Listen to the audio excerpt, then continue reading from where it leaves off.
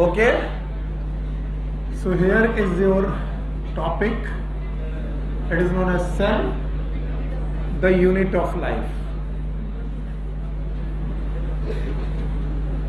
कुछ लोगों ने कहा कि सर अभी प्लीज मुझे छोड़ दीजिए, मैंने सेल नाम का चैप्टर जो है 3 बार पढ़ लिया है। तो मैंने कहा ठीक है जाओ, कोई दिक्कत नहीं, अच्छी बात है। जिन लोगों ने पढ़ लिया है वो क्वेश्चन का जवाब देंगे, और जिन लोगों ने नहीं पढ़ा है वो सारे लोग मिलकर के इसे पढ़ेंगे। देखिए, जब भी कोई टर्म कहीं से भी उठाया जाता है, cell is a Latin term, Latin English का टर्म है।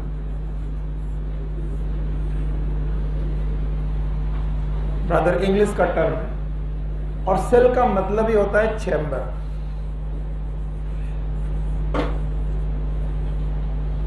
Any structure which is surrounded by walls, maybe 3D chamber like structure हो, उसका नाम होता है सेल।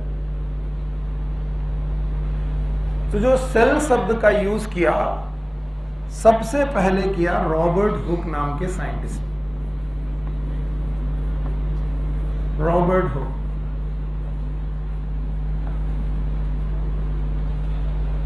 ये प्लांट की कॉर्क सेल्स को देख रहे थे, एक्चुअली कॉर्क को देख रहे, कॉर्क स्लाइसेस को देख रहे थे। और कॉर्क स्लाइसेस को देखने के लिए इन्होंने माइक्रोस्कोप का यूज किया।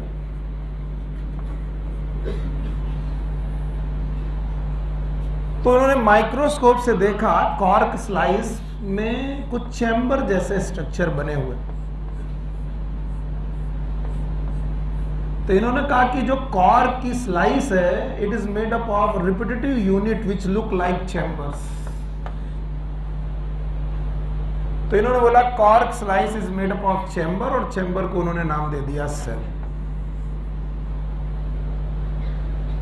रॉबर्ट हुक की इस डिस्कवरी को बहुत दिनों तक लोगों ने सराहा किया, कुछ ना कुछ तो है जो कॉर्क में प्रेजेंट है।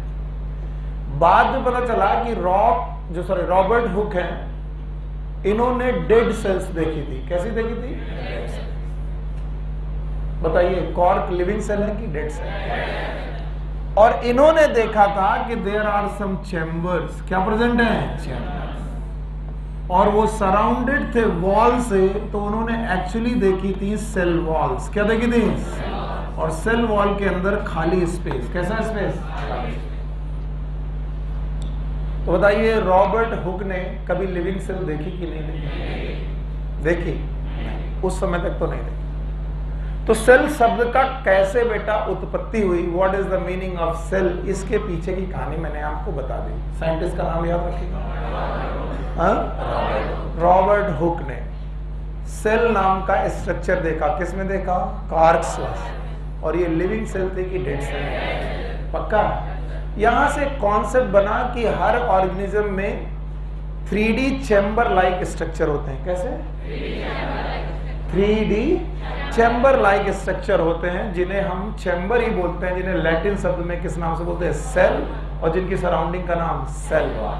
तो बताओ, हमारे रॉबर्ट हुक साहब ने लिविंग सेल देखी कि डेड सेल? खैर, इस बात के बाद हम लोग एनसीईआरटी की तरफ लौटते हैं। एनसीईआरटी कहती है आप अपने सराउंडिंग में कहीं पर भी देखिए। मैं एनसीईआरटी की एक लाइन को उठाने की कोशिश करता हूं ताकि आपको घर में जाकर के ये ना लगे कि कहीं बाहर से पढ़ा दिया गया। तो बोलते हैं सराउंडिंग में देखिए, आपको 2 तरीके की चीजें दिखाई पड़ेंगी। कुछ चीजें होंगी, कुछ लोग ऐसे होंगे जो लिविंग होंगे, और कुछ लोग ऐसे होंगे या कुछ सब्सटेंसेस ऐसे होंगे जो नॉन लिविंग होंगे। और एनसीईआरटी आपसे 1,00,000 का क्वेश्चन पूछती है कि why the living is living. Living क्यों है? डेड शब्द नहीं बोला मैंने, डेड बोला कि नॉन लिविंग? और नॉन लिविंग क्यों है, इसका कारण अपने टीचर से पूछना। ये पहला पैराग्राफ है आपकी एनसीईआरटी में साइटोलॉजी में। तो बताओ, जब हम सराउंडिंग में देखेंगे तो कितने प्रकार के चीजें मिलेंगी? 2। एक कौन? दूसरा कौन? Non living. तो जब मुझसे कोई पूछता है कि सर लिविंग चीजें लिविंग क्यों होती हैं, तो मैं कहता हूं क्या तुमने लिविंग वर्ड नाम का चैप्टर पढ़ा है? क्या प्रॉपर्टी याद है? क्या आपको प्रॉपर्टी के नाम याद है? एक तो लिविंग में ग्रोथ होती है, भूल गया। आराम से पढ़ो, आपका चैप्टर बहुत अच्छी तरीके से चल रहा है, तो आपको डरने की जरूरत नहीं कि जल्दबाजी में नहीं करना। देखो बताओ, लिविंग चीजों के बारे में कुछ बातें आपको मुझे बतानी है, बताओगे? क्या लिविंग चीजों में ग्रोथ होती है, रिप्रोडक्शन होता है? पक्का? पर ये दोनों प्रॉपर्टी डिफाइनिंग है। हर लिविंग ऑर्गेनिज्म ग्रोथ करता है, ये ठीक है, लेकिन जिनमें ग्रोथ होती है वो सब लिविंग होते हैं, ऐसा जरूरी है? क्या हर लिविंग ऑर्गेनिज्म रिप्रोडक्शन करता है? क्या म्यूल आपको याद है बेटा रिप्रोडक्शन करेगा कि नहीं करेगा? तो बोला गया these are non defining property. Defining की नॉन डिफाइनिंग? एकदम शांति से जाने के मूड में हो? जाना चाहो तो जाओ, मन नहीं कर रहा हूं, लेकिन शांति से बैठो। तो बोलते हैं इनमें से एक डिफाइनिंग प्रॉपर्टी है मेटाबॉलिज्म। क्या बेटा? बोलना कहां फंस गए यार, फिर से वही लिविंग वर्ड। तो बोल रहे इस दुनिया में जो भी जिंदा है वो क्या कर रहा है? कोई पूछे what is metabolism? These are chemical reaction. फिर से बोलो, क्या कोशिकाओं के अंदर कुछ केमिकल रिएक्शन हो रही है? इनके दो पार्ट हैं, एक का नाम एनाबॉलिज्म, एक का नाम। तो बोल रहा है इस दुनिया में जो लोग भी क्या कर रहे हैं? फिर से बोलो, क्या वो लिविंग है? तो बोलते हैं मेटाबॉलिज्म के लिए क्या चाहिए? बोले मेटाबॉलिज्म के लिए चाहिए प्रोटोप्लाज्म। क्या चाहिए? बिना प्रोटोप्लाज्म के मेटाबॉलिज्म पॉसिबल कि इम्पॉसिबल? इम्पॉसिबल। और बोलते हैं प्रोटोप्लाज्म बोतलों में बंद होकर के तो मिलता नहीं, मिलता है। तो बोलते हैं ये प्रोटोप्लाज्म कहां मिलेगा? बोलते हैं प्रोटोप्लाज्म मिलता है surrounded by cell membrane. Surrounded by एक मेम्ब्रेन द्वारा सराउंडेड स्ट्रक्चर के अंदर हमें प्रोटोप्लाज्म मिलता है। तो बताओ ये जो लिक्विड मटेरियल है इसका नाम क्या है? और अगर ये प्रोटोप्लाज्म है तो इसमें क्या होगी? बोलोगे नहीं? और अगर मेटाबॉलिज्म होगी तो बताओ क्या होगा? लिविंग। तो बताओ लिविंग होने के लिए मिनिमम रिक्वायरमेंट, और प्रोटोप्लाज्म को सराउंड किया गया किससे? Plasma membrane. फिर से बोलो, तो एक स्ट्रक्चर बना जिसका नाम क्या है? सेल। फिर से बोलो, तो इस दुनिया में अगर सेल ना हो, अगर तो प्रोटोप्लाज्म, और प्रोटोप्लाज्म नहीं हुआ तो मेटाबॉलिज्म, और मेटाबॉलिज्म नहीं हुआ तो लिविंग। तो बताओ लिविंग होने के लिए मिनिमम रिक्वायरमेंट क्या है? सेल। फिर से बोलो, तो बताओ सेल से कोई छोटा स्ट्रक्चर पॉसिबल है जो लिविंग हो? पॉसिबल है? नहीं पॉसिबल है। तो बोलते हैं जितने भी लिविंग ऑर्गेनिज्म है वो किसके बने हैं? सेल। और इसी वजह से वो लिविंग है। अच्छा, नॉन लिविंग चीजों में क्या नहीं होती? सेल। अगर सेल नहीं है तो बताइए उनमें क्या नहीं है? प्रोटोप्लाज्म। और अगर प्रोटोप्लाज्म नहीं है तो बताइए उनमें क्या नहीं है? मेटाबॉलिज्म। और अगर मेटाबॉलिज्म नहीं है तो बंदा लिविंग है कि नॉन लिविंग? इतनी मर मर के समझाने की कोशिश की, पल्ले कुछ पढ़ा नहीं। पढ़ा? बताओ दुनिया में चारों तरफ देखने पर कितनी चीजें मिलेंगी? दो। एक कौन? लिविंग। दूसरा लिविंग। लिविंग क्यों है? Non living. नॉन लिविंग क्यों? पता है? लिविंग क्या कर रहे हैं? मेटाबॉलिज्म। मेटाबॉलिज्म के लिए क्या चाहिए? और प्रोटोप्लाज्म बोतलों में मिलेगा क्या? ये सेल में मिलेगा। और अगर प्रोटोप्लाज्म चाहिए तो क्या चाहिए? सेल। तो मिनिमम रिक्वायरमेंट क्या है? जिसमें क्या होगा? जिसमें क्या होगी? जो क्या होगा? तो लिविंग होने के लिए मिनिमम रिक्वायरमेंट सेल। सेल से छोटी कोई भी चीज पॉसिबल जिसमें क्या हो? लाइफ। इसलिए बताओ लिविंग लोगों के पास क्या पाई जाती है? सेल। और किन के पास सेल नहीं पाई जाती? हाँ, थैंक यू वेरी मच। इसके बाद वो सेल को डिफाइन करते वक्त बोलते हैं कि ऑर्गेनिज्म जिनको आप लिविंग मान रहे हैं, the organism which are living, they are mainly of two types. One is known as unicellular organism.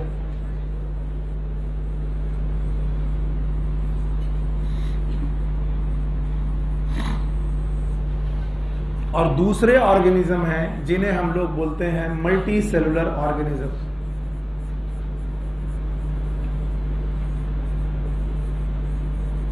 तो पहला पॉइंट तो ये हो गया कि जिंदा रहने के लिए मिनिमम रिक्वायरमेंट क्या है? सेल। अब सेल दो तरीके के लोगों में हो सकती है, वन इज यूनिसेलुलर ऑर्गेनिज्म, दूसरे कौन, पक्का। जैसे किंगडम 5 थे, किसी को भूल गया? जैसे एल्गी था, ब्रायो था, टेरिडो था, पढ़ो। हाँ भाई, कौन कौन से किंगडम? 5 थे। एक था मोनेरा, ओडेस्टा, फंजाई, प्लांट, एनिमल। बताओ, यूनिसेलुलर ऑर्गेनिज्म के 2 किंगडम थे। एक कौन, मोनेरा, और कौन, ओडेस्टा। बैठो भैया, शाबाश, आप लोग बहुत अच्छा पढ़ रहे हो। जिस लोग जो भी पढ़ा रहा बहुत अच्छा पढ़ा रहा है। नहीं, आप अच्छा पढ़ रहे हो। बोलो कौन सा? मोनेरा। बताओ, ये एक कोशिकी की बहु कोशिकी यूनिसेलुलर है। बताओ, इनकी बॉडी में बहुत सारी सेल की एक सेल, क्या ये एक सेल रखकर भी इंडिपेंडेंट एग्जिस्टेंस रखते हैं? सर, इसका मतलब क्या है? इंडिपेंडेंट एग्जिस्टेंस का मतलब क्या है सर? हमें नहीं समझ में आता। क्या आपको अमीबा इंडिपेंडेंट लगता है? Yes sir. No sir. Bacteria independent लगते हैं? यूग्लिना इंडिपेंडेंट लगता है? बताओ, अमीबा इज यूनिसेलुलर की multicellular? Multicellular. Paramecium is unicellular. तो जितने भी यूनिसेलुलर लोग इस दुनिया में हैं, क्या वो इंडिपेंडेंट एग्जिस्टेंस करते हैं? और अगर इंडिपेंडेंट एग्जिस्टेंस कर रहे हैं तो क्या सारी बेटा वाइटल एक्टिविटीज भी खुद कर रहे हैं? They perform all vital activities, all vital activities in single cell.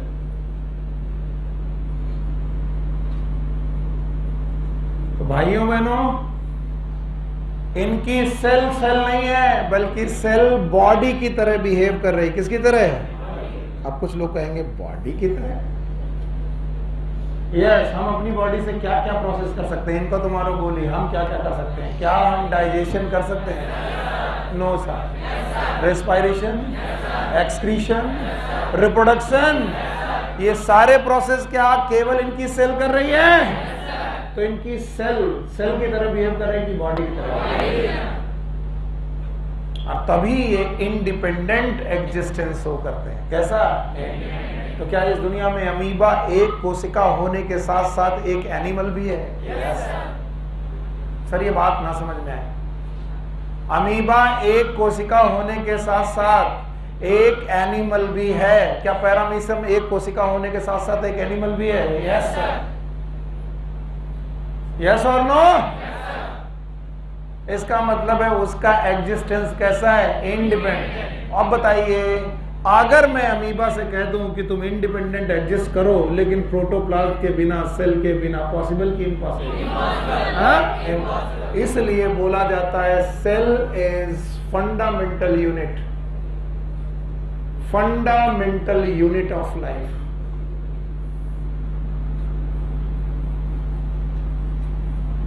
कुछ लोग रट्टा मारते हैं, तो वो लोग इस डेफिनेशन को रट्टा मारने की कोशिश करते हैं, लेकिन मैं अपने बच्चों से पूछता हूं, क्या सेल से छोटा स्ट्रक्चर पॉसिबल है जिसमें लाइफ हो? और क्या सेल से छोटा फंक्शन पॉसिबल हो? फंक्शन मतलब मेटाबॉलिज्म, फंक्शन मतलब क्या सेल से छोटा फंक्शन पॉसिबल है जिसमें लाइफ हो? नो। तो it is a structural and functional unit of life, structural and functional unit of life.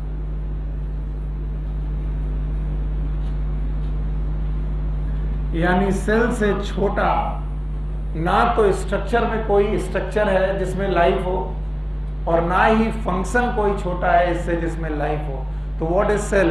It is structural and functional unit of life. और ये बात हमको बिल्कुल नहीं समझ में आई। आपको आई? हमको नहीं आई। बताओ,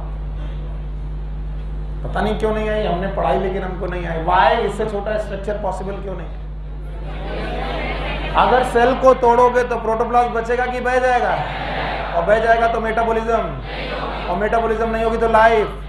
तो बताओ, सेल से छोटा स्ट्रक्चर पॉसिबल है जिसमें लाइफ हो? नो। और बताइए, क्या सेल में एक फंक्शन होता है जिसका नाम मेटाबॉलिज्म है? यस। तो बताओ सेल के अलावा मेटाबॉलिज्म कहीं और दुनिया में है कि नहीं है? नहीं। तो बताओ what is cell? It is a structural and functional unit of life. बताइए सेल से छोटा कोई भी बंदा पॉसिबल है जो जिंदा हो? नहीं है। एक वायरस जरूर है, लेकिन वो कनेक्टिंग लिंक है बिटवीन लाइफ, लिविंग एंड। अच्छा आगे चलो, दूसरे तरीके के ऑर्गेनिज्म कैसे हैं? Multi cell. हम लोग यूनिसेलर की मल्टी सेलर। क्या 3 किंगडम याद है? बोलो कौन? फंजाई। बोलो फंजाई। और कौन? प्लांट। और कौन? एनिमल। इनको हम लोगों ने डिटेल में पढ़ा है। हम लोग क्या है? फंजाई है। फंजाई के एनिमल। एक रिवीजन करोगे? बताओ प्लांट कितने प्रकार के? 5 याद है? बोलो कौन? Algae, bryophyta, pteridophyta, gymnosperm. Animal याद है? वो भी मल्टीसेलुलर। बताओ क्या आपको ये 11 फाइलम याद है?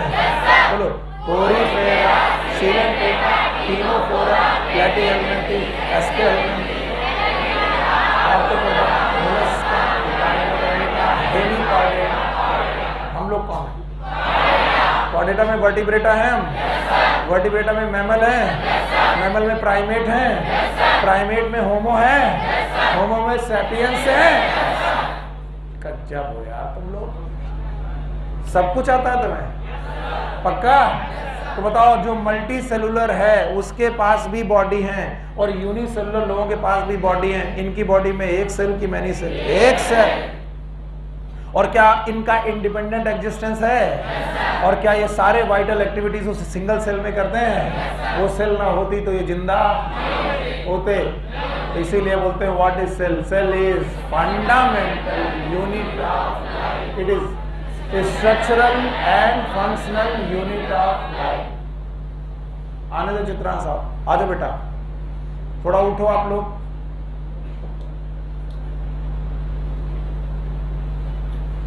बैच को 2 भागों में बांटना जरूरी है, तो अब हम लोग R2 बैच में मॉर्निंग वाला क्लास मैनेज करेंगे। तो चलो भाई, तो मल्टी सेलुलर ऑर्गेनिज्म हो गए, यूनिसेलुलर ऑर्गेनिज्म हो गए। अब सेल की कुछ इनिशियल डिस्कवरीज हैं और सेल थ्योरी है, इसके बारे में कुछ बातें करनी है। एक साइंटिस्ट हुए हैं एंटोन वॉन लीवनहॉक, कई बार इन्हें बोलते हैं एंटोनी वॉन लीवनहॉक।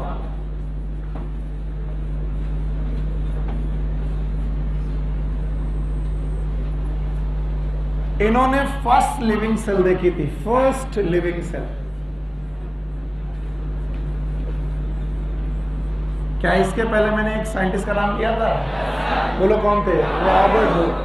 रॉबर्ट हुक याद है आपको? क्या इन्होंने पहली बार सेल शब्द और सेल डिस्कवर किया था? तो फर्स्ट सेल, लेकिन वो सेल लिविंग थी कि डेड? बातें नहीं करो बेटा। तो अगर कोई पूछे पहली बार कोशिका किसने ढूंढी, नाम बताओ। अगर कोई पूछे पहली बार लिविंग सेल किसने ढूंढी, एंटोनी वॉन। एंटोनी वॉन लीवनहॉक के पास अपना एक सिंपल माइक्रोस्कोप था, और इस सिंपल माइक्रोस्कोप की मदद से वो इधर उधर देखते रहते थे, ताकते झांकते रहते थे। इनको एक लिविंग सेल दिखाई पड़ी। इस लिविंग सेल के अंदर ही एक और साइंटिस्ट आते हैं, इनका नाम है रॉबर्ट ब्राउन। बोलो क्या नाम है? इन्होंने कहा सेल के अंदर भी एक स्ट्रक्चर है। बोलो कौन? न्यूक्लियस। तो 3 साइंटिस्ट हो गए, इनके नाम आप याद रखिएगा। तो बताओ पहली कोशिका? Robert Hooke. बोलो कौन? पहली कोशिका किसने डिस्कवर की है? Robert Hooke. ओके, पहली जिंदा कोशिका एंटोनी वॉन लीवनहॉक। अच्छा बताओ, और न्यूक्लियस किसने ढूंढा? याद रहेगा? जब ये सारी डिस्कवरीज चल रही थी तो एक जर्मन बॉटनिस्ट और एक ब्रिटिश जूलॉजिस्ट मिल करके एक थ्योरी तैयार कर रहे थे, that is known as cell theory. फिर से बोलो, सेल थ्योरी। अच्छा, अब जो कुछ भी कर रहे हो थोड़ी देर के लिए आप रोकिएगा, सब लोग जरा रुकिएगा और ध्यान से इधर देखिए। पैराग्राफ में चीजें मिलती हैं, आप समझ नहीं पाते, याद रखना। थ्योरी बनने तक किन किन प्रोसेस से गुजरना पड़ता है, मैं वो कुछ प्रोसेस बता रहा हूं। कुछ वैज्ञानिक कुछ पर्टिकुलर स्टेटमेंट देते हैं कि ये एक बात कही गई, जैसे किसी ने कहा कि धरती घूम रही है या सूरज घूम रहा है, या किसी ने बोला कि हम लोग सूरज के चारों तरफ चक्कर लगा रहे हैं, ये एक स्टेटमेंट हुआ। तो जब भी कोई स्टेटमेंट आपके सामने दिया जाता है तो ये स्टेटमेंट सबसे पहले हाइपोथेसिस कहलाता है। क्या कहलाता है? हाइपोथेसिस। क्या कहलाता है? ठीक। फिर उस स्टेटमेंट को एक्सपेरिमेंट से प्रूव किया जाता है, एक्सपेरिमेंटल प्रूफ किए जाते हैं। जो स्टेटमेंट दिया गया उसको एक्सपेरिमेंट कर करके प्रूफ करने की कोशिश की जाती है। अगर वो एक्सपेरिमेंटली प्रूव हो गया कि जो स्टेटमेंट कहा गया इट वाज ट्रू, तो याद रखना उसी हाइपोथेसिस को अब थ्योरी मान लिया जाता है। कोई मुझे बताए what is the main difference between hypothesis and theory? जब तक स्टेटमेंट का क्या नहीं हुआ एक्सपेरिमेंट, तब तक वो क्या है? हाइपोथेसिस। और अगर हमने उसका एक्सपेरिमेंटल प्रूफ दे दिया तो क्या हो गई? पक्का? पता चला थ्योरी प्रूव करने के बाद कुछ कमी रह गई तो थ्योरी को फिर मॉडिफाई किया जा सकता है, मॉडिफिकेशन होते हैं। याद रखना कोई एक स्टेटमेंट थ्योरी और फिर मॉडिफिकेशन के दौर तक आते आते फाइनल थ्योरी में कन्वर्ट हो जाता है। ये कहानी है सेल थ्योरी की जिसमें ये तीनों काम हुए। पहले क्या हुई? फिर से बोलो। फिर क्या हुई? थ्योरी। फिर क्या हुई? जो लोग नहीं समझ पाए फिर से सुने। पहले वैज्ञानिक एक क्या देते हैं? स्टेटमेंट। वो स्टेटमेंट एक्सपेरिमेंट प्रूवन होता है कि नहीं? नहीं। जब तक वो प्रूव नहीं होता तब तक उसका नाम हाइपोथेसिस। फिर उसे एक्सपेरिमेंटल प्रूव करते हैं और एक्सपेरिमेंटल प्रूव करने के बाद उसे क्या बनाते हैं? थ्योरी। और अगर थ्योरी में कुछ कमी रह गई तो उसका क्या होता है? मॉडिफिकेशन। याद रखना सेल थ्योरी इन तीनों स्टेज से होकर गुजरी है। सोना मत। तीनों स्टेज से होकर गुजरी है। पहले क्या दी गई? पता नहीं। पहले क्या दी गई? फिर उसको प्रूव किया गया। क्या बनाई गई? Cell theory. फिर उसे मॉडिफिकेशन किए गए। क्या ये मॉडिफिकेशन वाली थ्योरी रही? चलो इनकी कहानी चालू होती है सन 1838 में। 1838 में एक साइंटिस्ट थे, जर्मन बॉटनिस्ट थे, जर्मनी के रहने वाले थे, जर्मन बॉटनिस्ट थे। किसी को मालूम है इनका नाम? बोलो। स्लेडीन।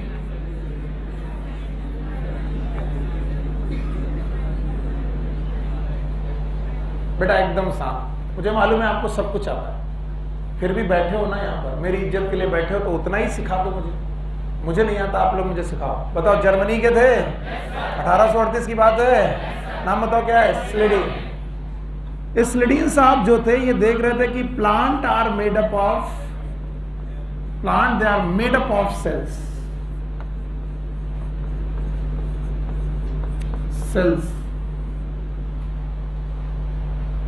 और इन्होंने देखा कि the cells are going to form tissues. Cell collect होकर के टिश्यू बना रही। बस इतना इन्होंने देखा कि दुनिया के हर एक प्लांट में सेल पाई जाती हैं और सेल आपस में जुड़कर टिश्यू बनाती हैं। ये स्लेडीन साहब ने देखा। ऑलमोस्ट सेम, एक साल का अंतर है। 1839 ये ब्रिटेन के ब्रिटिश साइंटिस्ट हैं, ब्रिटिश जूलॉजिस्ट हैं, जूलॉजिस्ट। ये अपना एक इंडिपेंडेंट एक्सपेरिमेंट कर रहे थे। याद रखना है, इनको नहीं मालूम था कि स्लेडीन कुछ कर रहे हैं। स्लेडीन अपनी दुनिया में मस्त है जर्मनी में, ये अपनी दुनिया में मस्त है इंग्लैंड में। इन्होंने देखा कि yes animal are also made up of cells, ये भी सेल्स के बने। पर इन्होंने एक अंतर देखा कि जो एनिमल की सेल्स हैं इनकी डीलिमिटिंग मेम्ब्रेन है और वो जो डीलिमिटिंग मेम्ब्रेन है उसका नाम है प्लाज्मा मेम्ब्रेन। बोलो क्या नाम है? अब इनको क्यूरियोसिटी हुई कि एनिमल की सेल में तो प्लाज्मा मेम्ब्रेन है, चलो प्लांट की सेल को भी देख लेते हैं। अजीब आदमी है, जूलॉजी वाला बंदा था लेकिन प्लांट को भी देखा इसने। और इसने देखा कि प्लांट की कोशिकाएं भी बिल्कुल एनिमल की कोशिकाओं जैसी हैं, बस अंतर यह है कि एनिमल की कोशिकाओं में एक एक्स्ट्रा लेयर है, नाम बताओ। Cell wall. इतनी माइन्यूट बातें आपकी एनसीईआरटी लिखती है। मैं नहीं बोल रहा हूं, तुम्हें लग रहा होगा सुनील सर जबरदस्ती पढ़ा रहे, सब बातें एनसीईआरटी लिखती है। बताओ ये बंदा क्या बोला, ये 2 सेंटेंस बोला। कितने सेंटेंस? 2। क्या? Plant are made up of cells and cell made cell they combine to form tissue. ये स्लेडीन के कहना था। अब स्वान 1839 में आए और उन्होंने कहा कि भैया हाँ, जैसे प्लांट है वैसे एनिमल भी किसके बने हैं? सेल के बने हैं।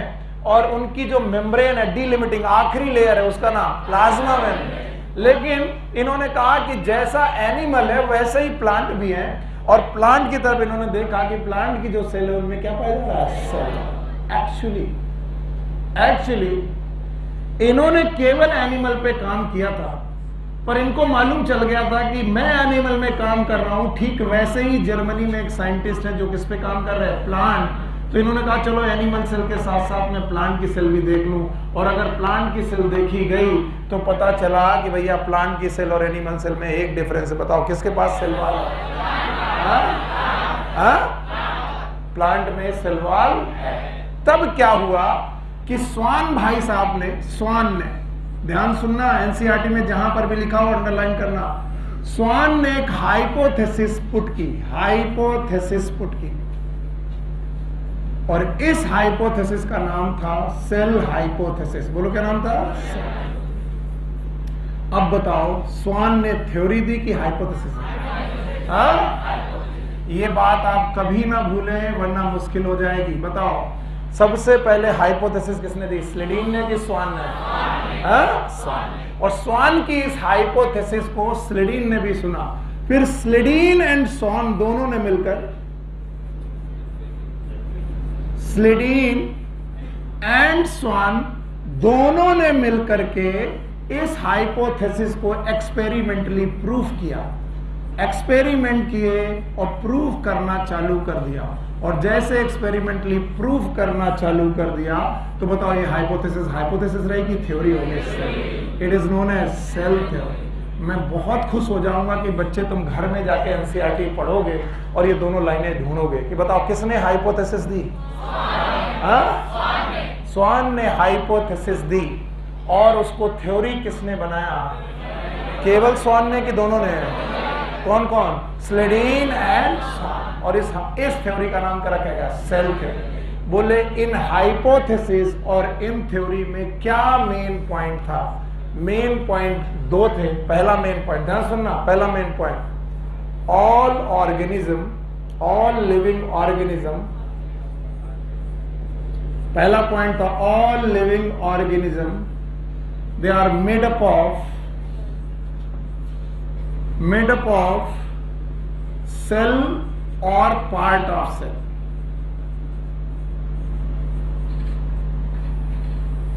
सेल और द पार्ट ऑफ सेल। दूसरा पॉइंट था the property of the organism, property of organism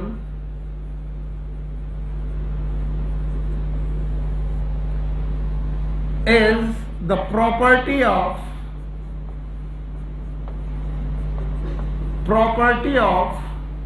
interaction of cell activity। ये सेंटेंस थोड़ा एनसीईआरटी में नहीं दिया गया, तो दूसरा सेंटेंस तुम्हारे लिए हैवी पड़ जाएगा क्योंकि एनसीईआरटी में नहीं है। ये मैं पहले से बता रहा हूं, this is not in NCERT. बताइए सेल थ्योरी के 2 पॉइंट। हाँ पहले से समझो। पहला, चाहे कोई प्लांट हो चाहे कोई एनिमल हो, किसका बना है? ये पहला पॉइंट है। सेल का बना है या फिर पार्ट ऑफ सेल? सेल का या फिर? किसने कहा कि सर मेरे हेयर में सेल नहीं पाई जाती? हाँ तो क्या ये हेयर बिना सेल के पॉसिबल है? इसका मतलब नेल में सर सेल नहीं पाई जाती, तो क्या नेल बिना सेल के पॉसिबल है? नहीं, they are the part of cell, they are the part of cell. तो बताओ, all living organism are made up of cell और द पार्ट ऑफ सेल। दूसरा, मेरी बॉडी में जो भी एक्टिविटीज हैं, ध्यान से सुनिए वरना दूसरी लाइन नहीं समझ में आएगी, रट्टा मारोगे। सुनील सर बोल रहे हैं, ये जो बोल रहे हैं इसमें टंग काम कर रही है, टंग काम कर रही, टिश्यू बना है, ऑर्गन बना है, और उस ऑर्गन बनाने में सेल आपस में क्या की गई है? इंटरैक्ट। क्या हुई है? और उनकी एक्टिविटी भी क्या हुई है? इंटरैक्ट। और इस इंटरेक्शन की वजह से मेरे अंदर एक प्रॉपर्टी पैदा हुई है, that I can speak, I can see, I can walk. ये बताओ, ये सारी प्रॉपर्टी मेरी खुद की है कि सेल्स की है? और एक सेल की है कि इंटरेक्शन? और इंटरेक्शन से इमर्जेंट प्रॉपर्टी आती है। मैंने कब पढ़ा दिया था? Living word. हाउएवर, ये थ्योरी इस बात को बताने में सक्षम नहीं थी कि नई सेल कैसे बनती है, हाउ न्यू सेल ओरिजिनेट।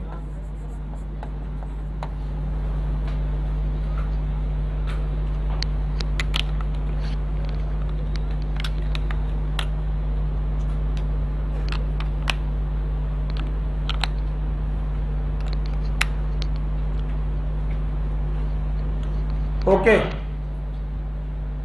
ये हाइपोथेसिस थ्योरी बनी। काय भैया इतना काय हंस रहे हो?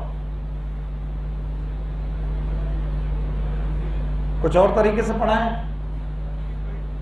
बताओ, इस थ्योरी में क्या कमी थी? ये थ्योरी ये तो बता रही थी हर ऑर्गेनिज्म सेल के बना, और हर ऑर्गेनिज्म की एक्टिविटी सेल के इंटरेक्शंस की प्रॉपर्टी है, यस और नो?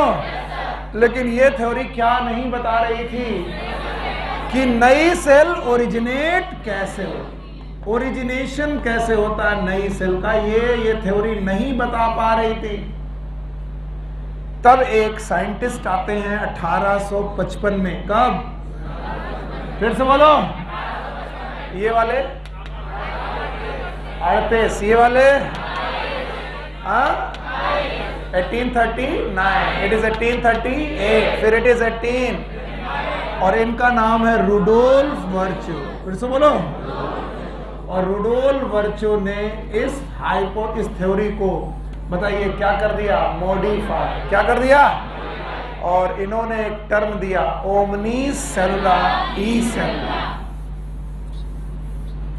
इन्होंने, रुडोल्फ वर्च्यू ने एक टर्म दिया, it is known as omnis सेलुला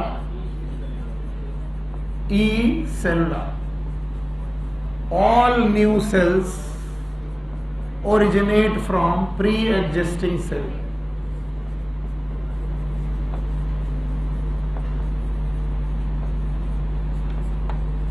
Pre-existing cell। और इस तरीके से ये सेल थ्योरी का तीसरा पॉइंट बना। अब बताओ, सेल थ्योरी के तीनों पॉइंट कौन कौन बता पाएगा? बता पाओगे? पहला पॉइंट, हमारी एनसीईआरटी में कितने पॉइंट दिए हैं? 2 दिए हैं। बताओ कौन वाला नहीं दिया? ये वाला दिया, all living cell are, all organism are made up of cell. और दूसरा पॉइंट क्या था? All new cell originate from pre existing. ये जो तीसरा पॉइंट है किसने बताया? रुडोल्फ। किसी को कोई मतलब नहीं, कुछ लोग सो गए, मैं देख चुका हूं। बताइए, मैंने आपसे बोला था पहले क्या होती है? हाइपोथेसिस, फिर क्या होती है? थ्योरी, फिर क्या होता है? मॉडिफिकेशन। क्या ये अकेली थ्योरी दिख रही जिसमें तीनों बातें हुई हैं? बताओ, हाइपोथेसिस किसने दी? गड़बड़ कर रहे भाई। हाइपोथेसिस किसने दी? स्वान। याद है? थ्योरी किसने दी? स्लेडीन एंड स्वान। मॉडिफिकेशन किसने किया? रुडोल्फ। देखिए यहाँ पर बहुत गिचपिच हो गया था, मैं दोबारा लिख रहा हूँ, सब लोग इधर देखो। कुछ लोग बड़ा झांक झांक के देख रहे थे, इसलिए मैंने इसको मिटाया। बताओ, मैं यहाँ एक एक करके पॉइंट लिख रहा हूँ। बताओ, हाइपोथेसिस किसने दी? स्वान ने दी। स्वान जूलॉजिस्ट था कि बॉटनिस्ट? जूलॉजिस्ट। Botanist, zoologist. अरे ये जूलॉजिस्ट था। कौन था? मैं पूरी तरीके से जान गया हूं कि तुमने मेरी बात नहीं सुनी, सच में नहीं सुनी तुमने। उन्हें लग रहा जो 1838 में आया होगा उसी ने हाइपोथेसिस दी है। नहीं, हाइपोथेसिस किसने दी? स्लिडीन ने कि स्वान ने? अब एक बार और पढ़ाना पड़ेगा। बेवकूफ सो जाते हैं, कहते साइटोलॉजी हमको बहुत अच्छी आती है। 1838 याद है? अभी जितनी भी डेट है मुझे एक एक करके चाहिए। बताओ सन, बताओ जर्मन है? अब आवाज चाहिए, बोलो कौन? स्लिडीन है? स्लिडीन ने ही बेटा हाइपोथेसिस नहीं दी है। हाँ चलो, थैंक यू वेरी मच। क्या स्लिडीन प्लांट पे काम कर रहे थे? 2 पॉइंट बोले थे। किसी को दोनों पॉइंट याद है? बोलो। Plant are made up of cell and cell combine to form tissue. Underline कर लो, एनसीईआरटी में जहां लिखा। अब किया करो ये जब मैं कहा करो, एनसीईआरटी साथ में लेकर चला करो। सन 1839 पता है? बताओ जर्मनी की Britain, the Great Britain, England, Schleiden की स्वान। अब इसमें बॉटनिस्ट कौन, जूलॉजिस्ट कौन? ऊपर वाला बॉटनिस्ट, नीचे वाला जूलॉजिस्ट। याद रहेगा? बताइए, इसने प्लांट पे पहला काम चालू किया कि एनिमल? पहले इसने एनिमल पे काम किया। तो 3 पॉइंट दिए। पहला कि animal made up of cell, फिर उसने देखा प्लांट भी मेड अप ऑफ सेल, पर दोनों की डिलिमिटिंग मेम्ब्रेन एक जैसी की अलग अलग। एक के पास प्लाज्मा मेम्ब्रेन और एक के पास प्लाज्मा मेम्ब्रेन के साथ सेल वॉल। कसम से इतना मुश्किल हो जाता है। इसके 3 point. Plant, animal are made up of cell. Plant are also made up of cell. Difference is animal have plasma membrane. Plant have plasma membrane and cell wall. इन 3 बातों के बाद इसमें से एक बंदा कौन? स्वान। फिर से बोलो। स्वान ने दी क्या? हाइपोथेसिस दी। बताओ, इस हाइपोथेसिस को किन 2 लोगों ने मिलकर के प्रूव किया? स्लिडीन और ने प्रूव किया। और इन्होंने क्या दी? थ्योरी। फिर से बोलो। सेल थ्योरी दी। और उस थ्योरी के 2 पॉइंट थे। कितने? किसी को याद है? पक्का नहीं याद है। All the living organism, whether it is plant or animal, they are made up of cell or part of cell. Point number 5. और किसी भी ऑर्गेनिज्म की प्रॉपर्टी क्या उनसे बनी हुई सेल के इंटरेक्शन की प्रॉपर्टी है? Yes sir. कभी मान लो कहना भूल जाओ तो अपना दिमाग लगा लिया करो। अंग्रेजी बोलना जरूरी नहीं है, भावनाएं व्यक्त करना जरूरी है कि सर आपके अंदर की जो भी एक्टिविटी दिख रही है वो आपकी नहीं है, किसकी है? सेल। तो मैं कहूंगा एक सेल की इंटरेक्शन। ये 2 पॉइंट रखने के बाद हाइपोथेसिस बिकम थ्योरी। लेकिन इसमें एक कमी थी, नई सेल कहां से आई किसी को मालूम? फिर एक साइंटिस्ट आता है सन 1855। बोलो, आया?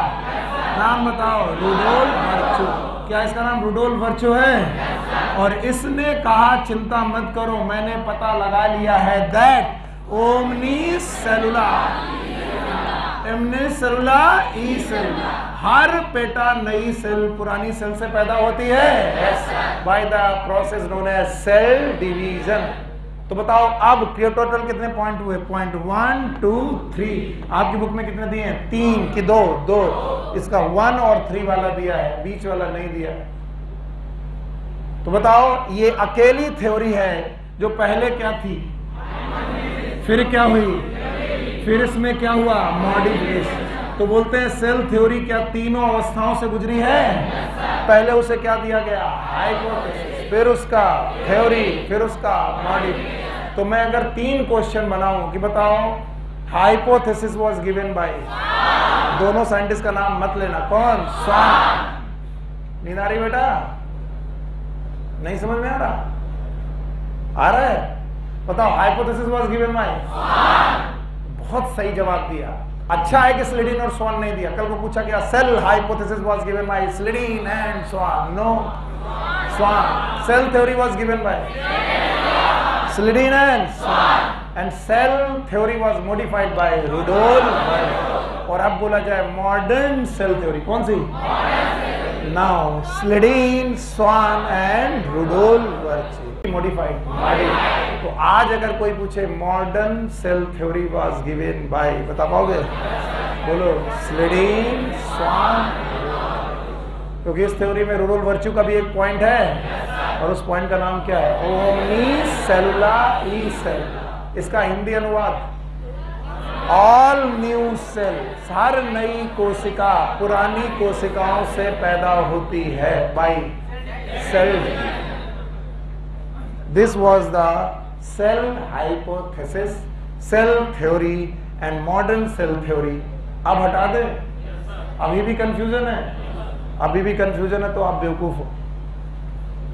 नाउ अब वो आपको ओवरव्यू ऑफ अ सेल पढ़ाने की कोशिश करते हैं। ओवरव्यू ऑफ सेल, कि आप सेल को ओवरऑल कैसे देखते हैं। सबसे पहले वो आपको सैंपल कलेक्ट करने के लिए बोलते हैं कि टेक द सैंपल्स, और वो 2 सैंपल आपको कलेक्ट करने के लिए देखते हैं। पहले तो वो अनियन का पील ऑफ निकालते हैं, अनियन पील ऑफ, इसका मतलब है अनियन मेम्ब्रेन निकालते हैं। अनियन मतलब क्या होता है? सिंघाड़ा। और दूसरा वो म्यूकोसा निकालते हैं, आपके म्यूकोसा मेम्ब्रेन को निकालते हैं। म्यूकोसा कहां पर होती है? प्लांट में कि एनिमल? तो देखिए चतुराई से वो आपको 2 सेल्स के बारे में पढ़ाने की कोशिश कर रहे हैं। अनियन प्लांट है कि एनिमल? प्लांट। और म्यूकोसा की मेम्ब्रेन निकालने की कोशिश कर रहे हैं, मतलब क्या है? एनिमल। बोलते हैं जब इन दोनों ही सेल को, जब इन दोनों मेम्ब्रेन्स को आप माइक्रोस्कोप में देखोगे तो आपको अनियन, जिसमें अनियन वाली जो मेम्ब्रेन है, सॉरी अनियन वाली जो मेम्ब्रेन है उसके अंदर जो सेल मिलेंगी, उन सेल के चारों तरफ एक वॉल मिलेगी। Thank you very much. तो जो जो आपको आता जाए मुझे बताते जाइएगा। सबसे बाहर की तरफ क्या प्रेजेंस? सेल। ये सेल वॉल बनी होगी सेलुलोज की। कोई दिक्कत? बोलते हैं सेल वॉल के अंदर एक आपको मेम्ब्रेन मिलेगी जिसका नाम है प्लाज्मा मेम्ब्रेन। अब मैं एनसीईआरटी की एक लाइन को डायग्राम के थ्रू समझाने की कोशिश कर रहा हूं। प्लाज्मा मेम्ब्रेन, बोलते हैं एनिमल सेल को अगर आपने देखना चाहा तो उसमें सेल वॉल मिलेगी कि नहीं मिलेगी? नहीं मिलेगी। केवल और केवल उनके पास एक मेम्ब्रेन मिलेगी, that is known as plasma membrane. It is known as plasma. तो पहला अंतर प्लांट और एनिमल कोशिकाओं में, पहला अंतर, एक के पास क्या है? एक के पास सेल वॉल, एक के पास प्लाज्मा मेम्ब्रेन है, एक के पास नहीं है कुछ भी। एक के पास सेल वॉल नहीं है, एक के पास सेल वॉल है, एक के पास प्लाज्मा मेम्ब्रेन नहीं है, एक के पास प्लाज्मा मेम्ब्रेन। अरे प्लाज्मा मेम्ब्रेन दोनों के पास है। धन्यवाद आपका, आपने इतने गौर से सुना। याद रखना, जो प्लांट कोशिकाएं हैं इनमें मैट्रिक्स प्रेजेंट है जिसका नाम है साइटोप्लाज्म। फिर से बोलो, बहुत बढ़िया बात। ऐसे ही एनिमल में भी प्रेजेंट है साइटोप्लाज्म, कोई खास बात नहीं, दोनों एक ही तरीके का साइटोप्लाज्म रख रहे हैं। लेकिन एक अंतर, जो प्लांट की कोशिकाएं हैं उनके पास एक बड़ा सेंट्रल वैक्यूल है,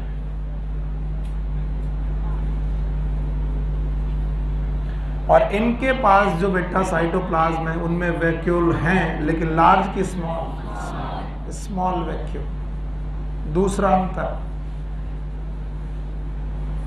बताइए, किसके पास बड़े वैक्यूल? और किसके पास छोटे वैक्यूल? एनिमल। इसके बाद वो बोलते हैं कि जो प्लांट सेल है इसमें भी एक मेम्ब्रेनस स्ट्रक्चर है जिसका नाम है न्यूक्लियस। बोलो क्या नाम है? न्यूक्लियस नाम का स्ट्रक्चर है।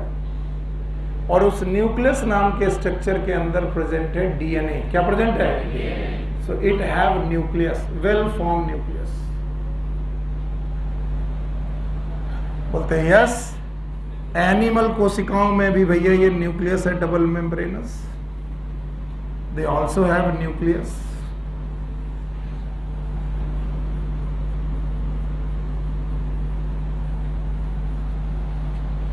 न्यूक्लियस।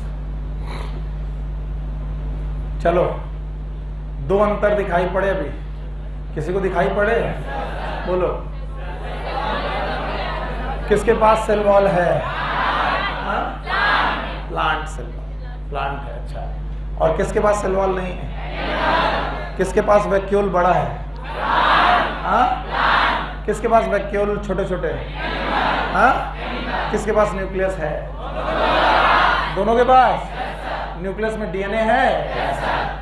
बोलते हैं दोनों के पास ट्रू न्यूक्लियस होने की वजह से दोनों की दोनों कोशिकाएं यूकैरियोटिक है। बोलो कैसी हैं? यूकैरियोटिक। ये शब्द याद रखिएगा। यू का मतलब ही होता है ट्रू, कैरियन का मतलब होता है न्यूक्लियस। जिनके पास ट्रू न्यूक्लियस होता है उन्हें हम लोग बोलते हैं यूकैरियोटिक। आप अगला क्वेश्चन पूछ सकते हो कि ट्रू न्यूक्लियस की खास बात होती है, nucleus is surrounded by nuclear membrane. फिर से बोलो, it is surrounded by nuclear membrane. बोले इसी तरीके से एक और कोशिका होती है जो नहीं पढ़ानी चाहिए लेकिन सर पढ़ा दे रहे हैं। बोलते हैं उस कोशिका में भी सेल वॉल हो सकती है, सेल मेम्ब्रेन हो सकती है, पर उस कोशिका में जो जेनेटिक मटेरियल होता है वो साइटोप्लाज्म में पड़ा होता है and there is no true nucleus. उसके पास अपना ट्रू न्यूक्लियस नहीं होता because there is no nuclear membrane, क्योंकि उनके पास अपना न्यूक्लियर मेम्ब्रेन भी नहीं होता। और अगर न्यूक्लियर मेम्ब्रेन नहीं है तो इस रीजन को न्यूक्लियोइड बोलते हैं। क्या बोलते हैं? और ऐसी कोशिका जिसके पास ट्रू न्यूक्लियस ना हो, ऐसी कोशिकाओं को हम लोग बोलते हैं प्रोकैरियोटिक सेल। बोलो क्या? प्रो मतलब प्रिमिटिव, कैरियोटिक मतलब nucleus. These are known as prokaryotic cell। बताओ कितने प्रकार की सेल? एक कौन? दूसरा कौन? और आपका ब्रेन कुछ ऐसा है कि अगर मैं एक साथ 3 इंफॉर्मेशन दूं तो तीनों को मना कर देता है। वो कहता है जाओ नहीं पढ़ेंगे, भाड़ में जाओ। जिससे कुछ लोग हार गए कि नहीं यार ये अचानक क्या करने लगा। और एक भी पॉइंट एनसीईआरटी के बाहर नहीं पढ़ा रहा हूं मैं।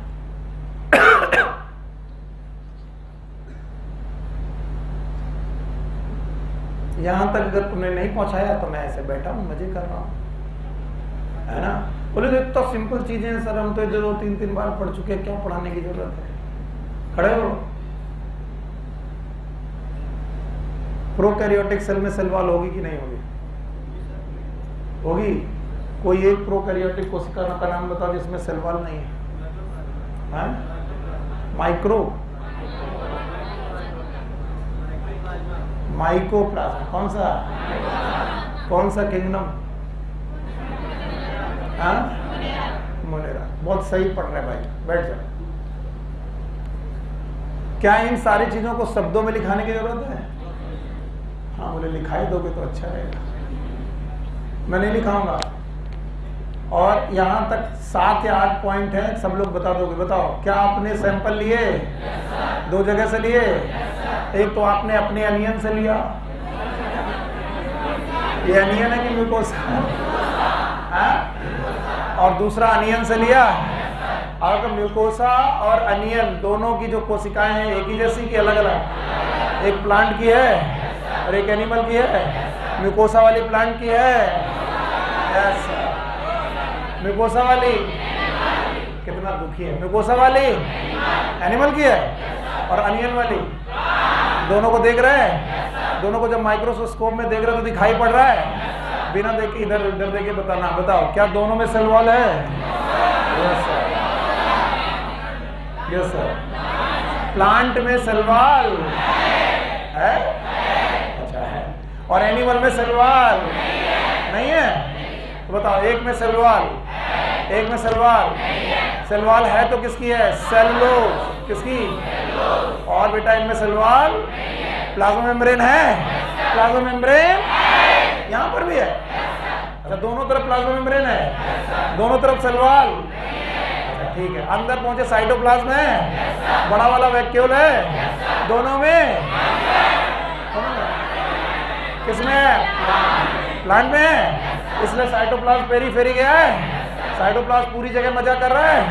अच्छा बताओ, क्या यहाँ पर ट्रू न्यूक्लियस है? यहाँ पर भी ट्रू न्यूक्लियस? बताओ, प्रोकैरियोट की यूकैरियोट? प्रोकैरियोट। आइटम है हो, इतना पढ़ाने के बाद देखो फंस गया। प्रोकैरियोट की यूकैरियोट? यू मतलब ट्रू, कैरियोट मतलब न्यूक्लियस। जिनका न्यूक्लियस ट्रू होगा, क्या वो न्यूक्लियस में न्यूक्लियर मेम्ब्रेन रखेंगे? डीएनए अपना न्यूक्लियर मेम्ब्रेन के बाहर के अंदर अंदर। क्या इनसे मिलती जुलती कोई एक और सेल है जो प्रोकैरियोट है कि यूकैरियोट? प्रो मतलब प्रिमिटिव, कैरियन मतलब न्यूक्लियर। जिनका न्यूक्लियस प्रिमिटिव है, इनकी न्यूक्लियस के चारों तरफ न्यूक्लियर मेम्ब्रेन है? नहीं है। तो बताओ, इनका डीएनए नेकेड पड़ा हुआ है? कहां पड़ा है? साइटोप्लाज्म। तो क्या ये यूकैरियोट की प्रोकैरियोट? प्रोकैरियोट। क्या ऐसे मेंबर के सारे मेंबर बेटा मोनेरा नाम के किंगडम में हैं? क्या बैक्टीरिया हो सकते हैं? इतनी कहानी अगर आपको आ गई है तो मैं इसे मिटा दूं। आ गई? No sir? Yes sir. अगर इतनी आ गई है तो मैं इसे मिटा रहा हूं। तो बताओ, दो सेल आपने मैनेज की, दोनों सेल को देखा। पहला सेल प्लांट, दूसरी सेल एनिमल। दोनों में डिफरेंस याद है? और दूसरे तरीके की प्रोकैरियोट सेल याद है? यूकैरियोट सेल याद है? और प्रोकैरियोट और यूकैरियोट सेल में भी आपने डिफरेंसेस देखे? किसमें ट्रू, हाँ, किसमें ट्रू न्यूक्लियस नहीं है? अच्छा, अब ध्यान से सुनना। जितनी भी यूकैरियोटिक कोशिकाएं हैं,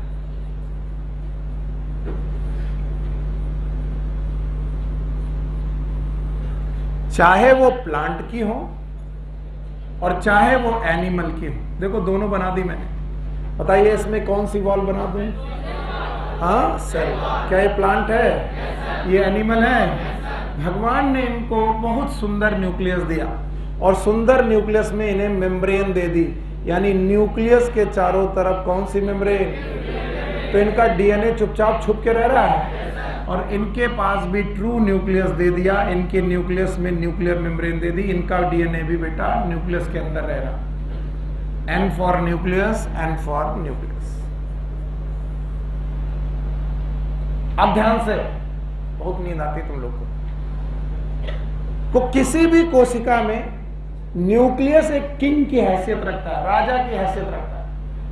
और राजा को कपड़े मिले, कपड़े मतलब न्यूक्लियर मेम्ब्रेन। फिर से बोलो, तो न्यूक्लियर मेम्ब्रेन होना मतलब न्यूक्लियस को कपड़े मिले।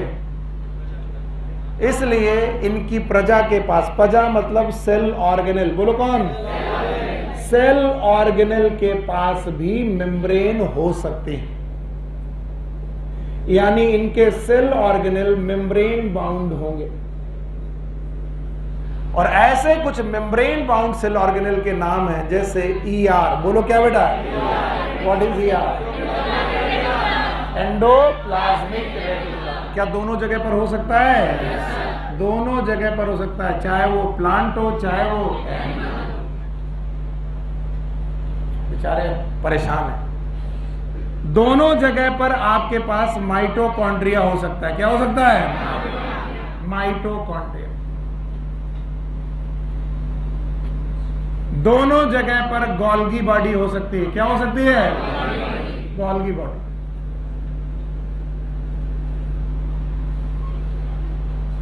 दोनों जगह ईआर हो सकता है, दोनों जगह माइटोकॉन्ड्रिया हो सकता है, दोनों जगह गोल्गी बॉडी हो सकती है। लेकिन प्लांट सेल्स एक एक्स्ट्रा ऑर्गन रखती हैं, अगर वो ग्रीन है। अगर वो सारी प्लांट सेल की ग्रीन, और इस एक्स्ट्रा स्ट्रक्चर का नाम है क्लोरोप्लास्ट। फिर से बोलो, भगवान बच्चों की रक्षा करना आ जाए। बताओ प्लांट में क्या पाया जाएगा? हाँ, क्लोरोप्लास्ट। और क्या इस क्लोरोप्लास्ट में क्लोरोफिल होगा? ठीक इसी तरीके से एनिमल कोशिकाएं भी एक एक्स्ट्रा स्ट्रक्चर रखती हैं जिसका नाम है सेंट्रोसोम। फिर से बोलो, बताओ सेंट्रोसोम प्लांट में कि एनिमल में? नहीं आया, आ गया, ठीक है। बताओ यूकैरियोटिक सेल के पास न्यूक्लियस में मेम्ब्रेन है कि नहीं है? हाँ? बताओ मेम्ब्रेन है तो क्या इनके पास मेम्ब्रेन बाउंड ऑर्गेनेल होंगे? और मेम्ब्रेन बाउंड ऑर्गेनेल के कुछ नाम बता पाओगे? बताओ, बोलो। ईया, व्हाट इज ईया?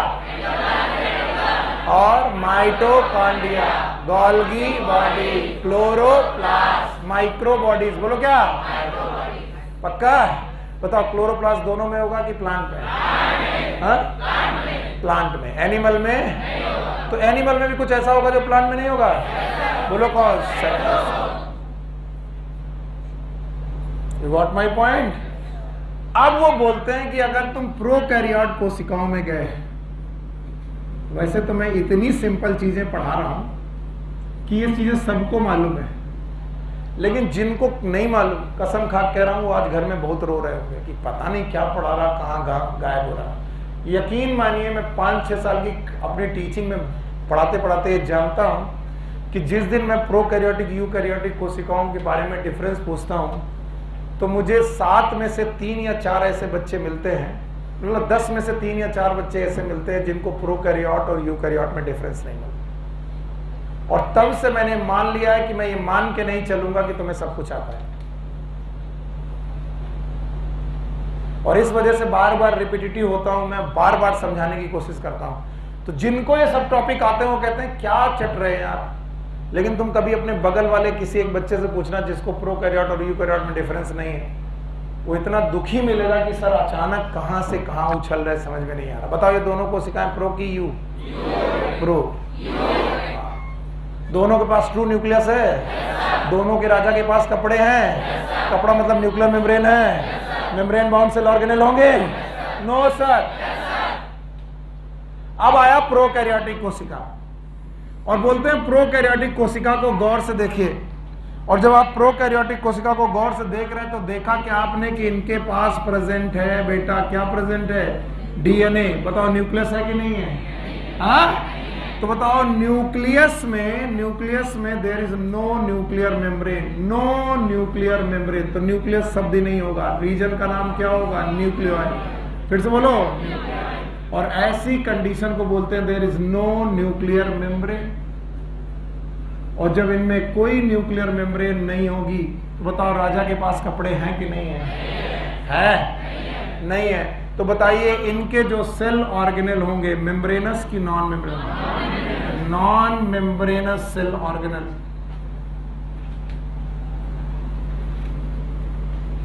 अब कुछ लोग मेरी मदद करें, अगर नॉन मेम्ब्रेनस सेल ऑर्गेनेल है इसका मतलब मेम्ब्रेनस सेल ऑर्गेनेल प्रेजेंट की एब्सेंट? हाँ? इसका मतलब इनमें माइटोकॉन्ड्रिया है, Golgi body, endoplasmic reticulum, chloroplast, कोई भी मेम्ब्रेन बाउंड ऑर्गेनेल? तो बोलते हैं नॉन मेम्ब्रेनस सेल ऑर्गेनेल में एक ऑर्गेनेल होता है, नाम है राइबोसोम। फिर से बोलो। बताइए राइबोसोम मेम्ब्रेनस की नॉन मेम्ब्रेनस? क्या इनमें होगा? अजीब बात है, राइबोसोम यहां भी होगा और राइबोसोम यहां भी होगा। तो बताओ राइबोसोम मेम्ब्रेनस सेल ऑर्गेनेल है कि नॉन मेम्ब्रेनस? नॉन। क्या ये प्रोकैरियोटिक में होगा? यूकैरियोटिक में भी होगा? No sir. इसके अलावा इनकी मेम्ब्रेन में इंक्लूजन्स होंगे। क्या होंगे? Inclusion. These are known as inclusion bodies. फिर से बोलो। सॉरी। और इनकी मेम्ब्रेन में जो आउट इन पॉकेटिंग होगी इन्हें बोलेंगे मीजोसोम्स। फिर से बोलो। बताओ मेम्ब्रेन बाउंड सेल ऑर्गेनेल होंगे कि नहीं होंगे?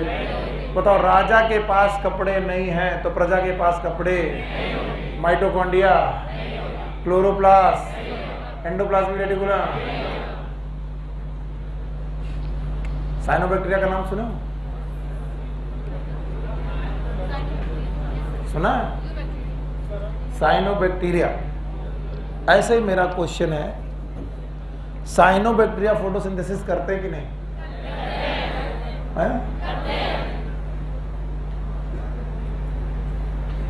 वो सोचेगा हमको तक लिया है, रोज पकड़ के मारते हैं। आओ,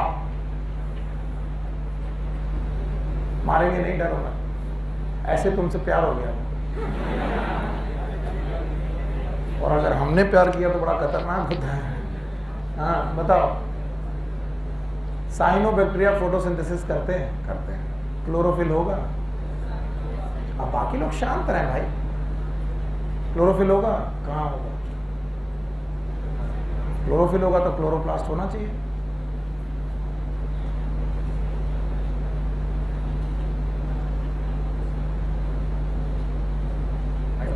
हाँ, साइटोप्लाज्म में होगा। क्यों क्लोरोप्लास्ट में क्यों नहीं? शाबाश। साइनोबैक्टीरिया प्रोटिस्टा है कि मोनेरा? हाँ, मोनेरा है। और मोनेरा के पास मेम्ब्रेन बाउंड सेल ऑर्गेनेल है। अगर मेम्ब्रेन बाउंड सेल ऑर्गेनेल नहीं है तो क्लोरोप्लास्ट होगा, पर क्लोरोफिल तो बताओ, कहीं ना कहीं तो क्लोरोफिल होगी। वो बोला दिमाग सही लगा रहा है, कह रहा कि सर क्लोरोप्लास्ट तो नहीं होगा लेकिन क्लोरोफिल होगी। कहाँ होगी वो मैं अभी जब प्रोकैरियोटिक कोशिकाएं डिटेल में पढ़ाऊंगा तो दोबारा पढ़ाऊंगा। जाओ खुश रहो, पढ़ाई अच्छे से किया करो। तो बताओ, क्या प्रोकैरियोटिक कोशिकाओं में मेम्ब्रेन बाउंड सेल ऑर्गेनेल? अरे यार थक गए तुम लोग, थक गए। बताओ, प्रोकैरियोटिक सेल में न्यूक्लियस के चारों तरफ न्यूक्लियर मेम्ब्रेन होगा?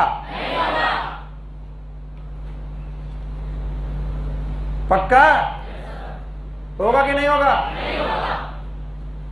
नहीं होगा। अब बताओ, अगर बेटा चारों तरफ बेटा प्रोकैरियोटिक कोशिकाओं में न्यूक्लियर मेम्ब्रेन नहीं हो तो मेम्ब्रेन बाउंड सेल ऑर्गेनेल होंगे कि नहीं होंगे? नहीं होंगे, नहीं होंगे। और मैं यही चीजें तुमको उतनी देर से समझा रहा हूं। अगर बोर्ड में कुछ ना रहे तो ज्यादा अच्छी तरीके से पढ़ा दोगे। ओवरव्यू ऑफ सेल में मैंने दो चीजें कंपेयर की हैं, एक प्लांट सेल और प्रोकैरियोटिक और यूकैरियोट। क्या तुम प्लांट और एनिमल में 5 अंतर पढ़ा पाओगे? प्रोकैरियोट और यूकैरियोट में अंतर पढ़ा पाओगे? चलो प्लांट और एनिमल के 5 अंतर बता दो, मैं समझ जाऊंगा। आ गया? आएगा? पहले प्लांट और एनिमल में बताओगे? बोलो। प्लांट में सेल वॉल, यहाँ सेल वॉल, इनका वैक्यूल, हाँ इनका वैक्यूल, शाबाश। इनमें क्लोरोप्लास्ट नहीं है, इनमें क्लोरोप्लास्ट, इनमें सेंट्रोसोम, इनमें सेंट्रोसोम। पक्का समझ में आया? बताओ, दोनों का न्यूक्लियस वेल डिफाइन है, चाहे प्लांट हो चाहे एनिमल, दोनों के न्यूक्लियस में न्यूक्लियर मेम्ब्रेन है, डीएनए है। अब प्रोकैरियोट और यूकैरियोट बता पाओगे? बताओ, प्रोकैरियोट और यूकैरियोट में किसका न्यूक्लियस वेल फॉर्म? किनका बेटा नॉट वेल फॉर्म? किनके न्यूक्लियस के चारों तरफ न्यूक्लियर मेम्ब्रेन? किनमें नहीं है? किनका डीएनए साइटोप्लाज्म में पड़ा? किनका डीएनए कवर्ड है? किनके पास मेम्ब्रेन बाउंड सेल ऑर्गेनेल है? राजा के पास कपड़े तो लो, प्रजा के पास भी कपड़े।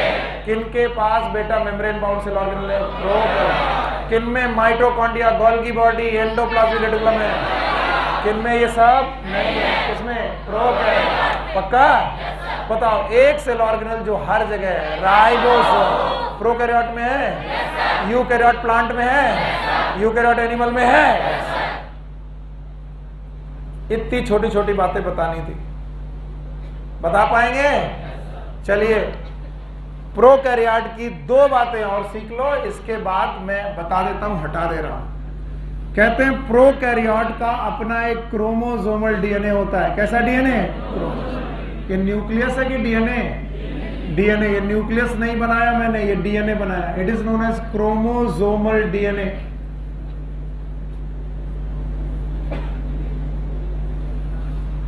इसके अलावा उनके पास एक एक्स्ट्रा क्रोमोसोमल डीएनए भी हो सकता है।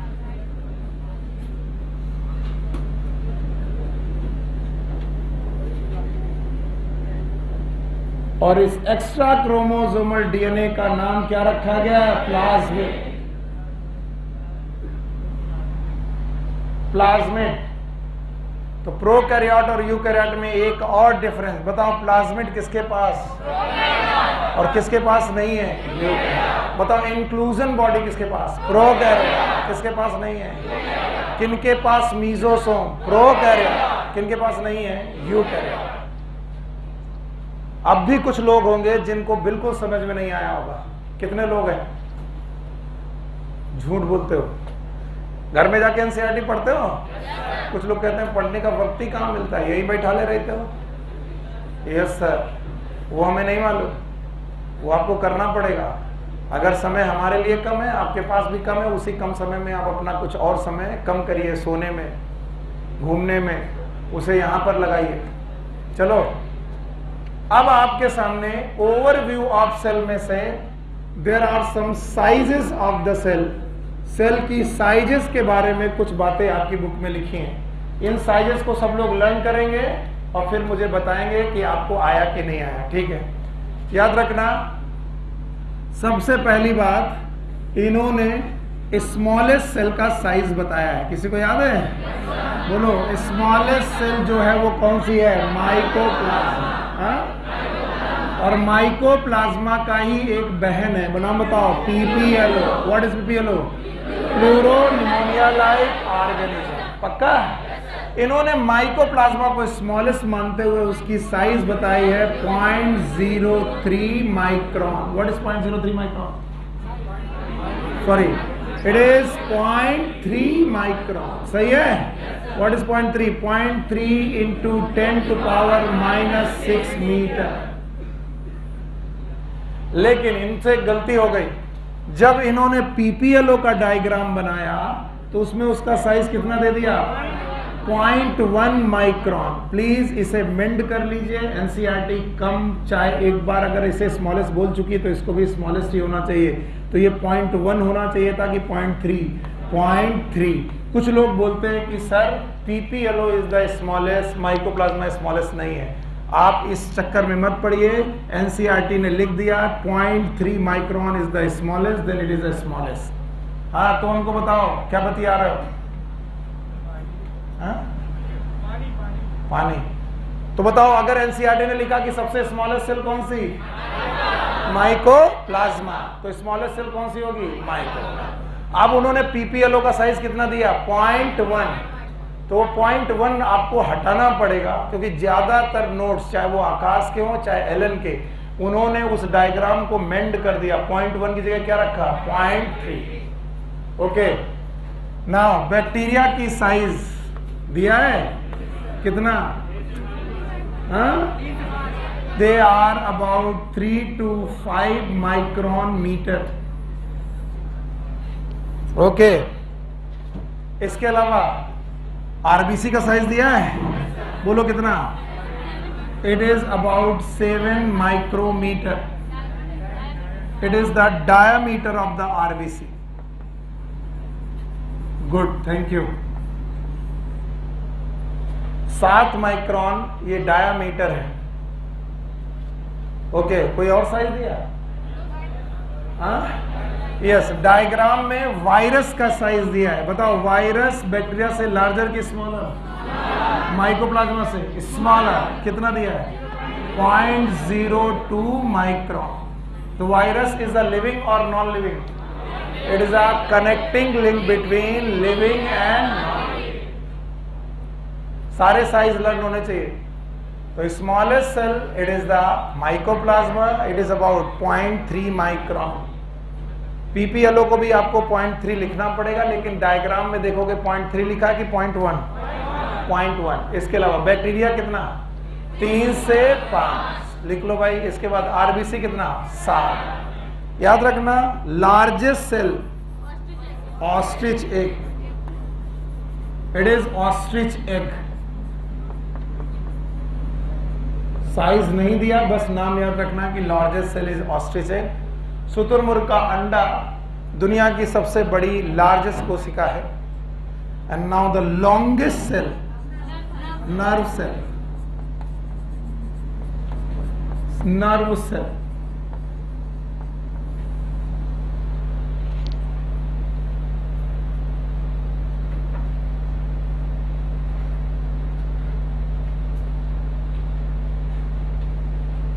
The longest cell is nerve cell. 'कोई दिक्कत? 1 से 3 थ्योरी पढ़ी? थ्योरी में कितना लिखा? 3 से 5। अब हम क्या करें यार, एनसीईआरटी 2 जगह गलत लिख देगी तो क्या क्या सुधारें बताओ। हमारी इतनी क्षमता तो है नहीं कि टिपिकल बैक्टीरिया और बैक्टीरिया में डिफरेंस बताएं।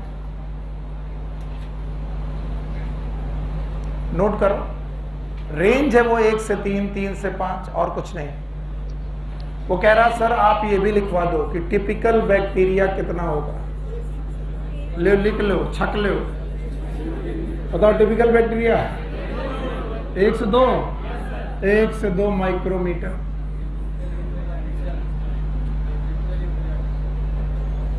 It is a typical bacteria which have the size 1 to 2 micron. फिर बोले सर अगर टिपिकल बैक्टीरिया है तो फिर बैक्टीरिया में अंतर क्या है? ये भी बैक्टीरिया ही है। रेंज है बेटा 1 से 2, 3 से 5, लाइक दैट रेंज। हटा दें, मुझे इन साइज में बड़ा डर लगता है क्योंकि ये खुद अपने आप को कॉन्ट्राडिक्ट करते हैं। कई बार ये अपने बारे में गलत लिखते हैं। बताइए स्मॉलेस्ट सेल, इनकी एक बहन है, नाम बताओ। ठीक है, फुल फॉर्म क्या ये प्लूरो निमोनिया लाइक ऑर्गेनिज्म है? Thank you very much. तुम्हारे चेहरे बता रहे कि तुम्हारी अब इच्छा नहीं है। पढ़ाऊंगा तो मैं भाई। कुछ लोगों की इच्छाएं बिल्कुल समाप्त हो चुकी हैं। कुछ लोगों की इच्छाएं पढ़ाई लिखाई से उठ चुकी हैं। कह रहे कहाँ फंस गए हैं। अच्छा, जिस दिन मेडिकल कॉलेज जाओगे उस दिन भी ऐसे ही रहेगा। जब आदमी सेलेक्ट हो जाता है तो दूसरे से कहता है यार कुछ नहीं, लगे रहो, बस आराम से हो जाता है। किसी सिलेक्टेड आदमी से मिलोगे, जैसे आप किसी सिलेक्टेड बंदे से मिलो, यार भैया कैसे सिलेक्ट हुए, क्या हुआ? अरे कुछ नहीं, बस पढ़ते रहो, हो जाता है।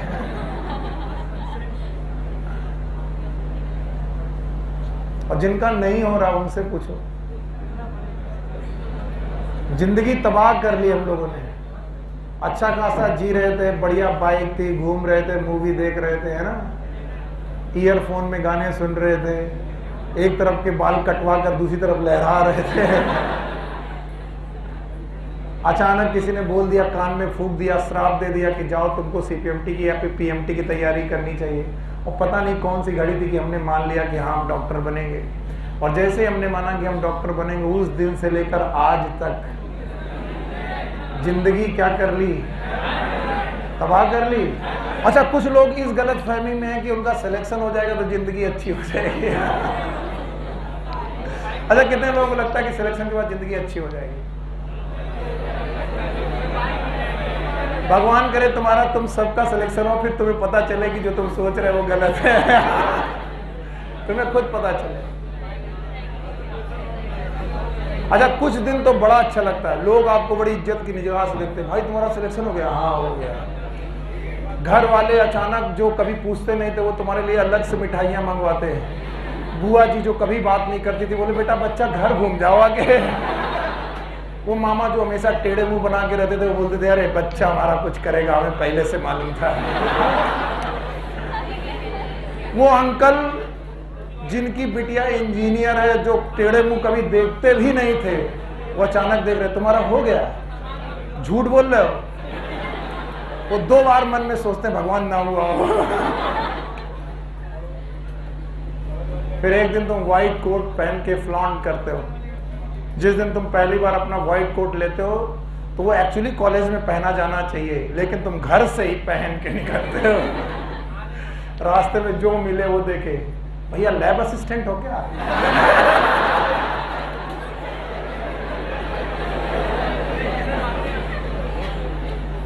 जब 2 दिन आपको लैब असिस्टेंट रखा जाएगा तो फिर आप कहते हो नहीं, एप्रिन हटाओ और कंधे में डालो। और जो कंधे में डाल के चलते हैं वही कौन होते हैं? डॉक्टर। और अगर इससे भी कोई ना माने तो कंधे के साथ साथ स्टेथोस्कोप भी। आप बताओ। फिर बगल वाली आंटी का अचानक हड्डी टूट जाती है, वो एक्सरे कराते हैं और तुमको वो डॉक्टर समझ चुकी हैं, और तुम्हें अभी मेडिकल कॉलेज गए हुए मुश्किल से 10 दिन हुआ। और वो सोचती है कि तुम मेडिकल कॉलेज जाते ही डॉक्टर बन चुके हो और तुम इन 10 दिनों में केवल रैगिंग से बचने का जुगाड़ ढूंढ रहे थे। और वो आंटी कहती, बेटा इधर आओ, देखो मेरा एक्सरे। तुम बिना देखे एक्सरे उठाते,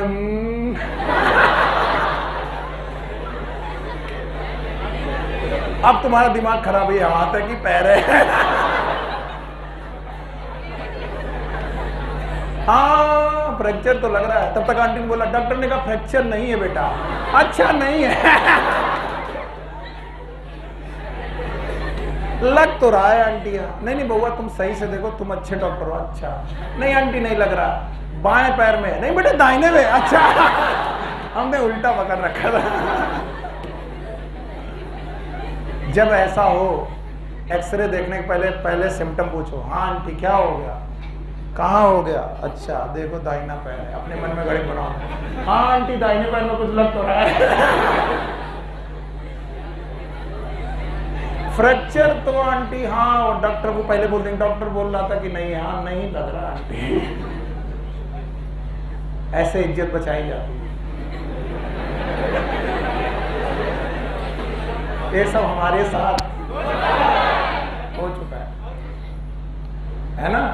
तो अभी सेलेक्ट हुए, दूसरे दिन आंटी की हड्डी टूट गई, हम क्या करें? अब इज्जत का सवाल है। कैसे डॉक्टर हो, तुम्हें कुछ नहीं आता? अरे 10 दिन में रैगिंग बचने का जुगाड़ ढूंढ रहे तुम्हारा डॉक्टर बनने का जुगाड़। तो ये सब चीजें हैं। लेकिन बेटा अभी भी दुनिया में सबसे नोबल जॉब, सबसे अच्छा आदर्श जॉब इस दुनिया का कौन है? अगर आप अपना काम बड़ी अच्छी तरीके से करते हैं तो आपसे बेहतर इस दुनिया में कोई नहीं। जो सेटिस्फेक्शन आप किसी मरीज को ठीक करके पाएंगे वो बड़ी बिल्डिंग बना के नहीं होगा। तो मालूम चलेगा कि तुम्हारी जहाँ पोस्टिंग है वहाँ पर 3 दिन का बच्चा, 4 दिन का बच्चा जिंदगी में मौत से लड़ रहा, और तुमने 2-3 दिन 4 दिन लगातार मेहनत करके रातों में जाग करके उसे बचा लिया।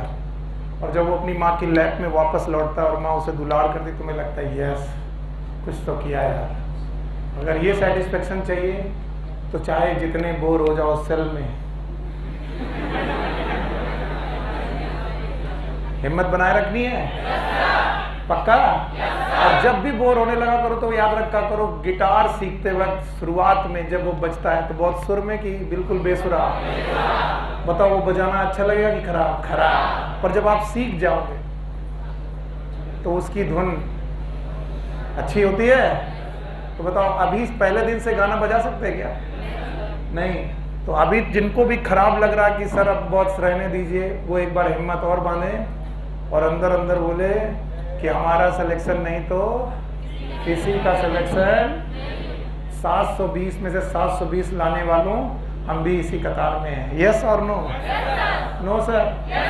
अगली बार अगर आपको MBBS चाहिए तो जो लोग अपना कट ऑफ 600 मान रहे हैं वो थोड़ा अपना बार ऊपर उठाएं। अब की बार 600 वालों को MBBS मिला कि नहीं? हे भगवान, इसका मतलब है आपको 650 ले जाना पड़ेगा। कितना? 650। और 650 का मतलब है आपको बायोलॉजी में 360 में से लगभग 340 अटेंड करने पड़ेंगे। और इतना अटेंड करने के लिए इन बोरिंग क्लासेस को झेलना पड़ेगा जो आपकी जिंदगी हेल कर रही हैं। जैसे हमें मालूम चला ओवरव्यू ऑफ सेल में सेल के साइजेस याद हैं? yes, मैंने बुला दिए, तुम्हें याद है? yes, बताओ दुनिया की स्मॉलेस्ट सेल क्या ये 0.3 माइक्रोन है? yes, अब देखो एनर्जी कितनी आ गई। बस अब बताओ क्या लार्जेस्ट सेल याद है? yes, बोलो कौन? लॉन्गेस्ट सेल याद है? yes, बोलो कौन? पक्का? yes, बताओ टिपिकल बैक्टीरिया 3 से 5 हो सकता है क्या? 1 से 2। क्या बैक्टीरिया 3 से 5 है? हाँ बस। अच्छा बताओ क्या हमारे पास RBC का डायमीटर है? कितना? हाँ 7 याद है? और इसके अलावा कोई और साइज है आपके पास? वायरस बोलो कौन? हाँ तो टेक्निकली हमारे पास 2 ही प्रकार की कोशिकाएं हैं जिनको डिटेल में पढ़ना है। एक का नाम है प्रोकैरियोटिक, तो सर अभी थोड़ा थोड़ा पढ़ाया है, अब इसको डिटेल में पढ़ना। Prokaryotic cell. और दूसरे तरीके की कोशिकाएं हैं जिन्हें हम बोलते हैं यूकैरियोटिक सेल। थोड़ा बहुत आइडिया तो हमें लग ही चुका है, जैसे कम से कम 5 से 7 पॉइंट तो अभी बोल सकते हैं। इनके पास ट्रू न्यूक्लियस, इनके पास ट्रू न्यूक्लियस, हाँ पक्का? इनके पास मेम्ब्रेन बाउंड सेल ऑर्गेनेल, इनके पास पक्का? इनके पास इंक्लूजन बॉडी है, इनके पास मीजोसोम, इनके पास प्लाज्मिड, हाँ नहीं है? प्लाज्मिड जानते हो, क्रोमोसोमल के एक्स्ट्रा, इनके पास नहीं है। आगे बढ़े तो बताओ हमें कौन सी कोशिका डिटेल में पढ़नी चाहिए? प्रोकैरियोटिक। जरा अपनी एनसीईआरटी को ध्यान से देखो, आपके पास जो नया टॉपिक आने वाला है, it is known as prokaryotic cell in detail. चाहे कितने बताओ, what is pro? Primitive. What is karyotic? Karyotic किस शब्द से लिया गया? कैरियन। कैरियन का मतलब nucleus. These are the cells with primitive nucleus. Cells with primitive nucleus. यही इनका शुरुआती परिचय है। बाकी परिचय मैं आपके साथ एक एक करके पढ़ाता हूं।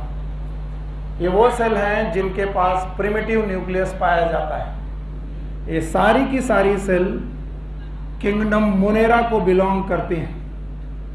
कौन सा किंगडम? मोनेरा। और इस किंगडम मोनेरा में आपको कौन कौन बंदा मिल सकता है? बैक्टीरिया मिल सकता है, आपको साइनोबैक्टीरिया मिल सकता है, that is also known as blue green, that is also known as cyanobacteria. आपको इसमें माइकोप्लाज्मा मिल सकता है, और इसमें आपको मिल सकता है पीपीएलओ। What is PPLO? कुछ बच्चे उतनी देर से चिल्ला रहे हैं कि बैक्टीरिया का एक फॉर्म और है, नाम बताओ। Archie bacteria. अब जिनका मन नहीं कर रहा है वो कम से कम रट्टा मारते रहे। बताओ प्रोकैरियोटिक कोशिकाएं किन किन लोगों के पास होती है? चिल्ला लो, बोलो कौन? बैक्टीरिया, साइनोबैक्टीरिया, माइकोप्लाज्मा, पीपीएलओ और आर्की बैक्टीरिया। बताओ कौन सा किंगडम है? Kingdom Monera. बोलते हैं इनकी जब शेप्स की बात करेंगे, कैसी बात? शेप। तो इनके 4 बेसिक शेप हैं, 4 बेसिक शेप।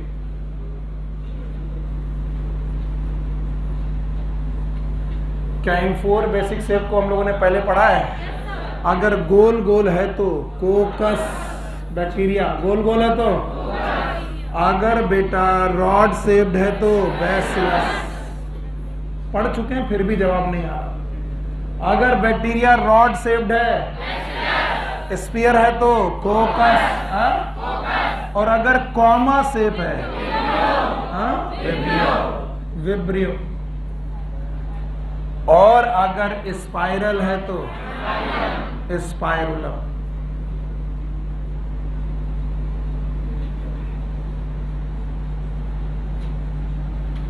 देखिए एनसीईआरटी कितनी सारी चीजों को बार बार पढ़ाती है, 2 बार पढ़ाती है, दोबारा लिखा है। बताओ बैक्टीरिया के 4 बेसिक शेप याद रहेंगे? बताओ गोल गोल, rod shape, comma shape, vibrio, और बताओ स्पाइरल, स्पाइरुलम। एक पॉइंट सब लोग लिखेंगे, all prokaryotic cell have cell wall except mycoplasma. All prokaryotic sales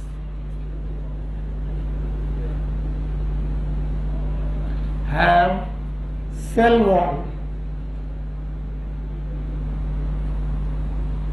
except mycoplasma.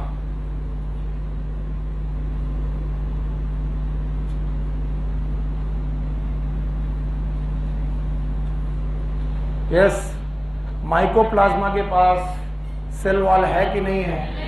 हाँ? याद रखना, their cell wall is non-cellulosic.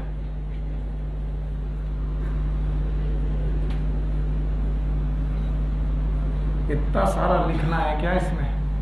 बताओ इनकी सेल वॉल सेलुलोज की है कि नॉन सेलुलोज है?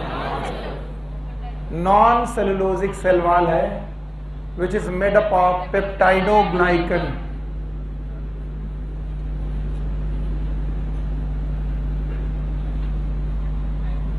It is made up of peptidoglycan. कुछ और? पेप्टाइडोग्लाइकन याद रखना, peptidoglycan itself made up of 3 thing. One is known as NAG, another one is NAM, and third one is DAP. Peptidoglycan को बनाने के लिए 3 chemical, NAG, NAM, DAP. What is NAG? It is N-acetyl glucosamine।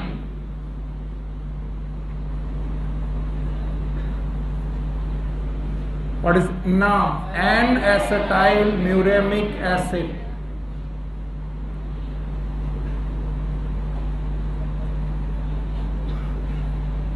And DAP, what is DAP? Diamino palmalic acid, palmalic acid। Combination इनका murine भी कहलाता है, murine.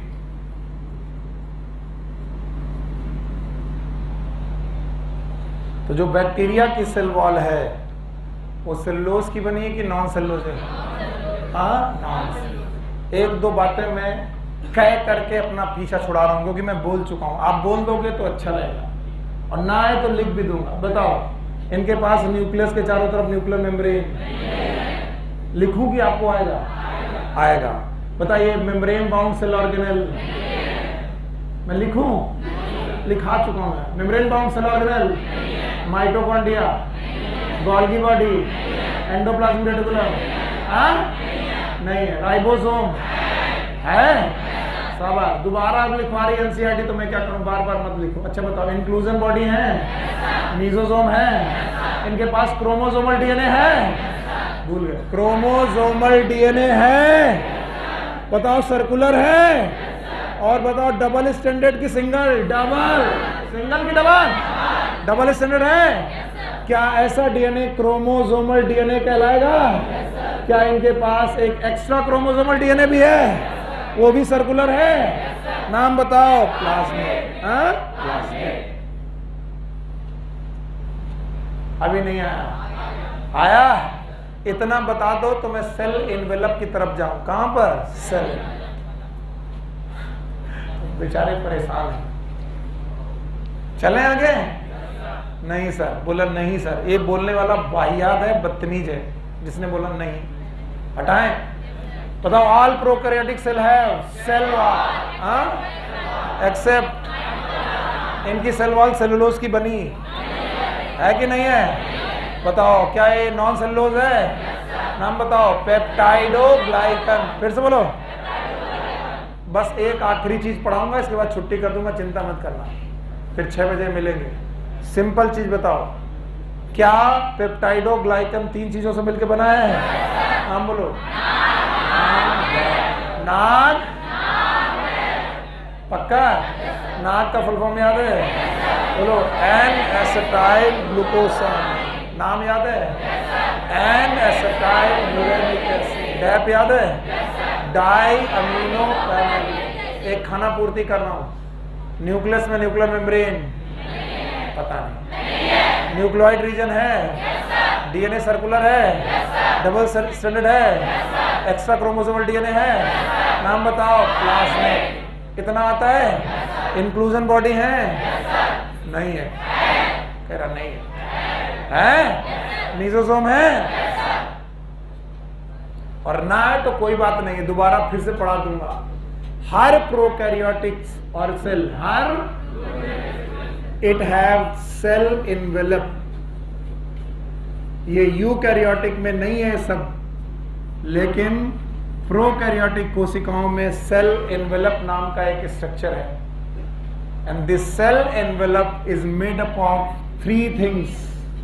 3 layer की बनी है। सबसे बाहर ग्लाइकोकैलिक्स,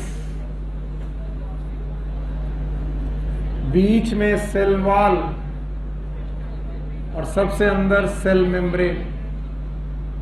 मैं यकीन के साथ कह रहा हूं, मुझे ये सब नहीं पढ़ाना आज, मैं पढ़ाना ही नहीं चाहता।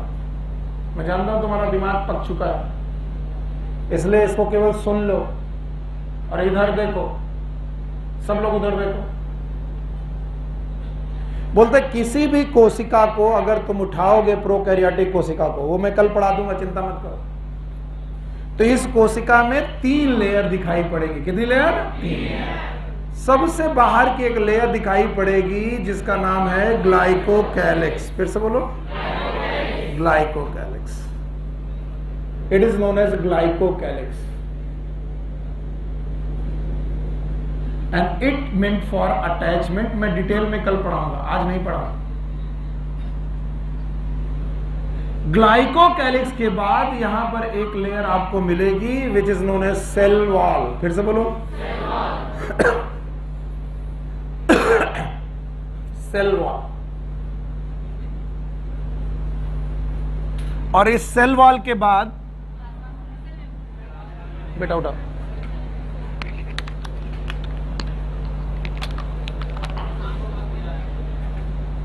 शाम को क्या नहीं आ रही थी?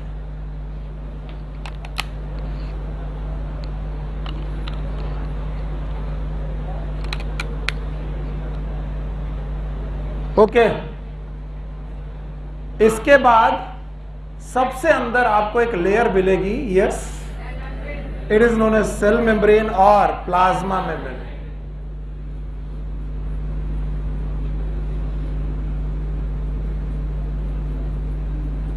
और ये तीनों लेयर सेल को इन्वेलप कर देती हैं, that's why they are known as cell envelope. बोलते हैं इन सेल इन्वेलप के हिसाब से the bacteria are of 2 type. एक का नाम है ग्राम पॉजिटिव, फिर से बोलो, और दूसरे का नाम ग्राम नेगेटिव।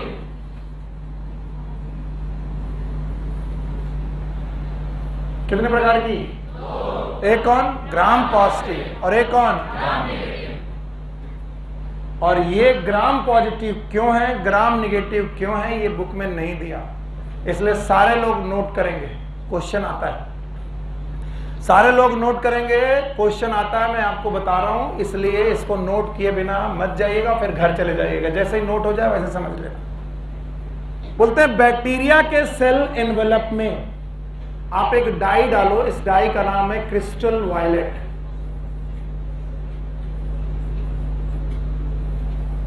या फिर इसी डाई को बोलते हैं जेंसियन वायलेट और जेंसियन ब्लू। एक कलर है, ये बैक्टीरिया के ऊपर डाला जाता है, ऐसे डाल दो। तो जब क्रिस्टल वायलेट या जेंसियन वायलेट या जेंसियन वायलेट नाम का ये डाई बैक्टीरिया के एनवेलप में पड़ेगा, किसमें पड़ेगा? एनवेलप। तो सारे बैक्टीरिया ब्लू स्टेन करते हैं, यानी सब ब्लू कलर का दिखाई पड़ने लगते हैं, पर्पल या वायलेट कलर या ब्लू कलर का दिखाई पड़ने लगते हैं। चलो मुझे बताओ क्या किया मैंने? डाई डाली। कौन सी डाई? क्रिस्टल वायलेट या फिर जेंसियन वायलेट। हमने कौन सी डाई डाली? क्रिस्टल वायलेट और जेंसियन वायलेट। किस पर डाली? बैक्टीरिया के सेल एनवेलप। और जैसे डाला तो किस कलर का आया? ब्लू स्टेन आएगा, ब्लू दिखाई पड़ने लगेगा बैक्टीरिया। अब बैक्टीरिया को 0.5% आयोडीन सोल्यूशन से धुलेंगे। अब इसमें 0.5% आयोडीन सोल्यूशन डालेंगे। आयोडीन सोल्यूशन डालने के बाद इसे वाटर से धुलेंगे। वाटर से धुलने के बाद इसको एसिड से धुलेंगे, may be H2SO4 I think. और इस धुलने के बाद कुछ बैक्टीरिया अभी भी ब्लू कलर के स्टेन करते रहेंगे। जो बैक्टीरिया अभी भी ब्लू कलर के स्टेन करते रहेंगे दे आर ग्राम पॉजिटिव। फिर से बोलो। और जो कलर छोड़ देंगे, कलरलेस हो जाएंगे, दे आर ग्राम नेगेटिव।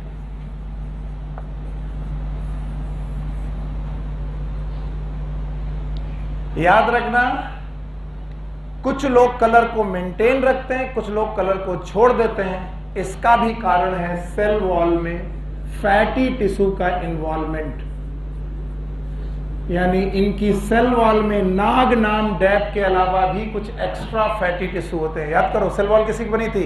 नाग नाम डेप। कुछ लोगों में कुछ एक्स्ट्रा फैटी टिश्यू होंगे जिसकी वजह से वो इस कलर को अलग अलग तरीके से रेस्पॉन्स करेंगे।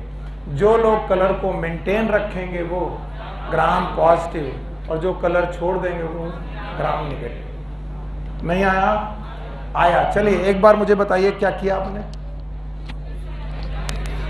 जल्दी बताइए। कौन सा टाइम? इससे पहले किया, फिर क्या किया? सर बेटा मुझे थोड़ा सा डिफरेंस लग रहा था, इसीलिए मैं यहाँ तक गया दोबारा। प्लीज ये H2SO4 चेंज करिए। It is acetone, acetone, I am sorry, I am very much sorry, acetone और अल्कोहल। ये थोड़ा मिस कर गया मैं। इसको धुलते हैं एसीटोन और अल्कोहल से। सॉरी,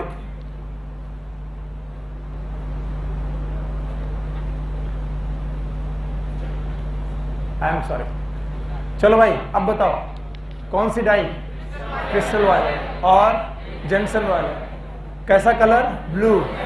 फिर क्या किया? 0.5% आयोडीन। क्या डाला? वाटर। फिर एसीटोन और अल्कोहल। अगर ब्लू आया, अगर ब्लू निकल गया, ग्राम नेगेटिव। और इनमें पॉजिटिव और नेगेटिव आना पूरी सेल की वजह से है कि एनवेलप? और एनवेलप में कितने लेयर?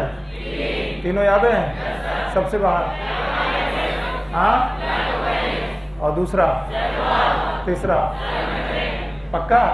अच्छा, कल का टाइमिंग याद है? जिन लोगों को इसी टाइम पे आना है वो 11:30 बजे आए, और कुछ लोगों को सुबह आना होगा, वो कितने बजे आएंगे? 9 बजे। 9 से 11। Take care, good luck, bye bye.